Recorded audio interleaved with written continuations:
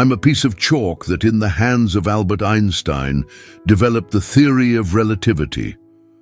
I was once whole, pristine white as fresh snow, born in a dusty factory somewhere in New Jersey in the spring of 1950. My calcium carbonate body was compressed under thousands of pounds of pressure, emerging cleaned and perfect, ready to serve whatever purpose the world had in store for me. But my destiny lay not in ordinary classrooms or elementary lessons. No, I was meant for something far greater.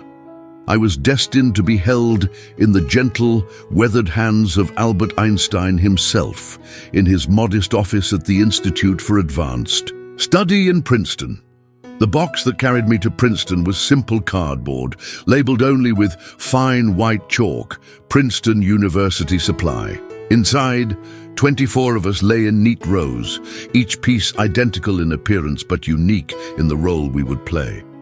When the maintenance worker opened our box in Einstein's office, the late afternoon sunlight streaming through the tall windows illuminated our white surfaces like tiny beacons of possibility. When I first arrived at Princeton in September of 1950, packed with my fellow chalk pieces, I had no idea that I would soon trace the very fabric of reality across a blackboard. The office was remarkably modest for someone who had revolutionized human understanding of space and time. Books towered in precarious stacks that seemed to defy gravity itself. Volumes in German, English, and French, covering everything from quantum mechanics to philosophy. Papers covered in mysterious symbols and equations seemed to dance before my dusty consciousness. Equations that looked more like poetry than mathematics. The air in Einstein's office was always heavy with the sweet scent of tobacco from his beloved pipe, mixed with the musty smell of old books and the faint trace of chalk dust from countless equations that had come before me. The blackboard dominated one wall, a dark green slate that bore the accumulated wisdom and struggles of one of history's greatest minds. Even in our neat box, I could feel the weight of that board's purpose, the way equations had been born and died there, each erasure making way for newer, deeper truths.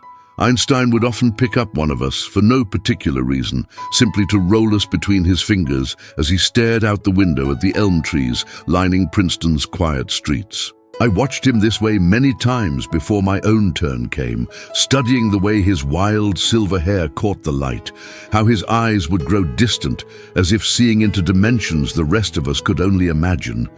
His hands told stories of their own, weathered from years of writing, scarred from his younger days working with machinery, yet still capable of the most delicate mathematical choreography.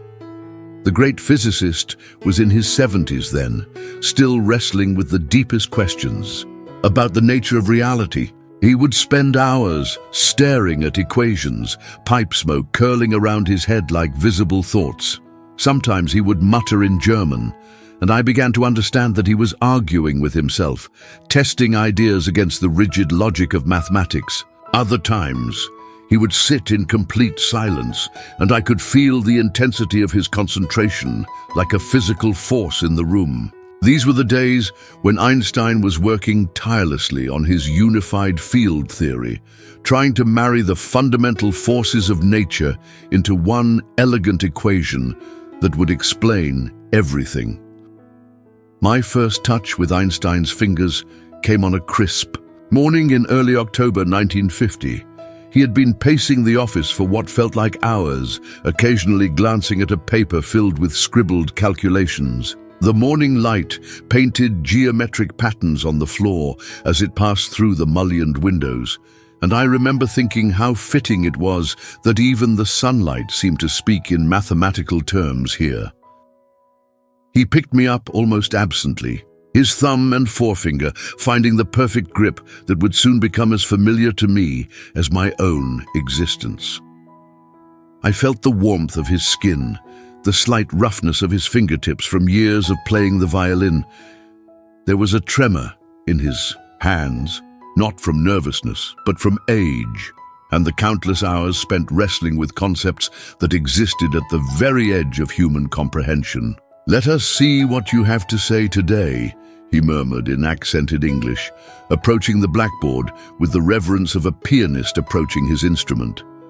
Our first collaboration was simple, a review of Maxwell's equations, the mathematical description of electromagnetic radiation. As he moved me across the board, I left clean white traces that seemed to glow against the dark green surface. Each symbol was drawn with precision, born of decades of practice. The del operator, the electric and magnetic field vectors, the constants that governed the speed of light itself, all flowed from my calcium carbonate body like a dance that Einstein and I performed together. Over the following weeks, our partnership deepened. I helped him work through the mathematics of special relativity, drawing space-time diagrams that showed how the universe looked from different perspectives. We sketched light cones, traced world lines, and plotted the strange effects of time dilation and length contraction. With each equation, I felt myself growing smaller, my body wearing away grain by grain, but I had never felt more alive. Einstein would often pause mid-equation, setting me down gently on the small wooden ledge beneath the blackboard. During these moments, he would step back and study our work with the intensity of an art critic examining a masterpiece. Sometimes he would nod with satisfaction. Other times he would shake his head and reach for the eraser, wiping away hours of calculations with a few swift strokes. But he never showed frustration with these setbacks. Instead, there was a quiet patience, an understanding that truth revealed itself slowly, layer by layer, like an archaeologist uncovering ancient bones. I began to understand that I was not just a tool in his hands, but a participant in something profound. Each time he chose me from the collection of chalk pieces, each time he wore me down a little further, we were building something together. The blackboard bore the scars of our collaboration, layer upon layer of equations, erased and rewritten. Countless times, I had helped him sketch gravitational waves before anyone believed they existed, plot the curvature of space-time in ways that would later be confirmed by satellite experiments, and dance through mathematical dimensions that ordinary minds could barely fathom. But as October deepened into a season of golden leaves and shorter days, I sensed that something greater awaited us both. There was an electricity in the air during our sessions, a tension that spoke of approaching revelation. Einstein's movements became more deliberate, his sessions longer, his periods of contemplation deeper. I was barely half my original size now, but I could feel that our most important work lay just ahead. It was a crisp evening in late October 1950 when everything changed. The campus was unusually quiet, wrapped in the kind of autumn silence that seems to amplify every sound, the distant bark of a dog, the rustle of leaves outside the window, the soft ticking of the brass clock on Einstein's desk. Most professors had gone home to their families hours ago, their offices dark and empty, but Einstein remained, as he often did, lost in thought at his desk.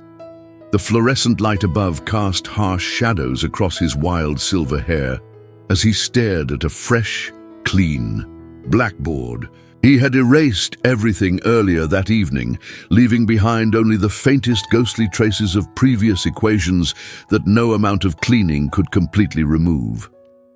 These mathematical ghosts seemed fitting somehow, as if the blackboard itself was a palimpsest of human understanding, each layer building upon the last. He sat motionless for what felt like an eternity, his pipe growing cold in the ashtray beside a stack of papers covered in experimental data and theoretical calculations. The papers spoke of atomic transmutation, nuclear fission, and the binding, energies that held matter itself together. Recent experiments had shown that when atoms split, they released tremendous energy, more energy than anyone had predicted. The question that had been haunting Einstein was simple yet profound. Where did this energy come from? When he finally rose and approached the blackboard, I noticed something different in his movement. There was a decisiveness I hadn't felt before, as if he had finally assembled all the pieces of a vast puzzle in his mind. He picked me up, and I felt different too, lighter, more fragile than before. I was barely an inch long now, worn down to almost nothing from our countless sessions. Together, my surface had become smooth from use, polished by the friction of mathematical discovery. His fingers, usually so steady despite his age, trembled slightly as he gripped me, but this wasn't the tremor of uncertainty, it was the tremor of anticipation, like a violinist's fingers just before playing a beautiful passage. There was something electric in the air, a tension I had never felt before, as if the universe itself was holding its breath, waiting to see what we would create together. Einstein began to write, and I felt myself leaving powdery traces across the dark slate. First came the symbols I knew so well, the elegant curves and precise angles of mathematical notation that had become our shared language. But tonight was different. Tonight, he wasn't exploring or experimenting. Tonight, he was consolidating. Everything we had worked on, everything we had discovered together, into something pure and beautiful. The equation began to take shape, and I could feel the weight of what we were creating with each stroke. First came the E, bold and decisive, representing energy in all its forms. Then, the symbol of equality that declared a fundamental truth about reality. Next, M for mass, that mysterious substance that gives weight to everything from grains of sand to distant stars. And finally, C2, the speed of light multiplied by itself, a number so large it defied ordinary comprehension. MC23, simple symbols that would revolutionize human understanding of reality itself. As I traced each character, I felt the magnitude of what we were writing. This wasn't just mathematics, this was poetry written in the language of the cosmos. Energy equals mass times the speed of light squared. In those few chalk marks lay the secret that would unlock nuclear power, explain the sun's fire, and reveal how matter and energy dance together in the grand ballroom of space and time. Einstein stepped back, and I could feel his astonishment even as I remained smeared across the blackboard. The equation hung there in the fluorescent light like a constellation of human genius, simple enough for a child to understand, yet profound enough to change the world. In that moment, I knew we had done something extraordinary. We had captured one of the universe's fundamental truths and expressed it in a way that would echo through history. As Einstein stood there, studying our creation, I remained spread across the blackboard, my physical form nearly depleted, but my purpose finally fulfilled. The equation hung there in the harsh fluorescent light like a sacred text, each symbol carrying the weight of cosmic truth.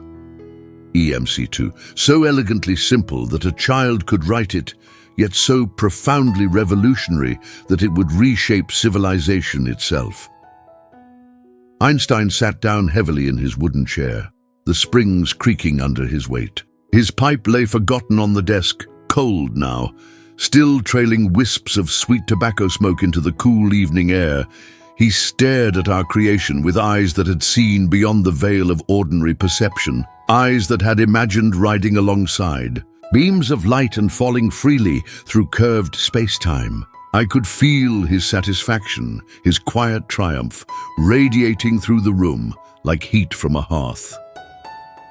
Through the tall windows, Princeton slept peacefully under a canopy of stars, unaware that in this modest office, the building blocks of the atomic age had just been laid bare. The equation meant that even the tiniest amount of matter contained enormous energy, enough to power cities or, as would later be proven, devastate them. It explained why the sun could burn for billions of years without consuming itself, why stars could shine across the void for eons, and revealed the fundamental equivalence between matter and energy that governs every particle in the universe. Einstein rose slowly, and walked to the window, his reflection ghost-like in the glass. The campus stretched out before him, bathed in pale moonlight that had traveled nearly 250,000 miles to illuminate this moment. Tree branches swayed gently. In the autumn breeze and beyond them, the lights of Princeton's houses twinkled like earthbound stars. Overhead, the real stars wheeled in their ancient patterns, vast fusion reactors powered by the very principle we had just written down. He pressed his palm against the cool glass and spoke softly, more to himself than to me. So simple, yet so powerful. God does not play dice with the universe, but perhaps he writes poetry in mathematics. The implications of our equation were staggering. Soon, it would help humanity understand how those stars burn, how they die in spectacular explosions that forge heavy elements, how they seed the cosmos with the building blocks of planets and life itself. But it would also lead to weapons of unimaginable power, forcing mankind to grapple with responsibilities they had never imagined. In the coming years, this equation would guide the Manhattan Project, ending one war while beginning an age of nuclear anxiety. I watched Einstein return to his desk and carefully copy the equation onto a piece of paper, his handwriting precise. Despite his age, he knew, as I knew, that this moment marked a turning point, not just in physics, but in human history. The equation would become the key to understanding nuclear medicine, enabling doctors to peer inside the human body and treat diseases that had once been death sentences. It would guide the design of particle accelerators that would probe the deepest structures of matter, revealing quarks and bosons and entire families of subatomic particles. As dawn approached, painting the eastern horizon with shades of pink and gold, Einstein finally prepared to leave. He looked back at the blackboard one last time, at our equation glowing in the early morning light. I felt a strange peace as my chalk body began its slow dissolution into dust. My atoms, those same atoms whose relationship to energy we had just described, would return to the earth, but the truth we had written together would live forever. Decades have passed since that October night, and I am long gone now. My calcium carbonate body returned to dust and swept away by countless janitors who never knew they were cleaning up the remains of history. But the equation I helped create lives on, burned into the consciousness of humanity like a scar that tells a story of enlightenment. MC2 has become perhaps the most famous equation in history, recognized even by those who don't fully understand its implications.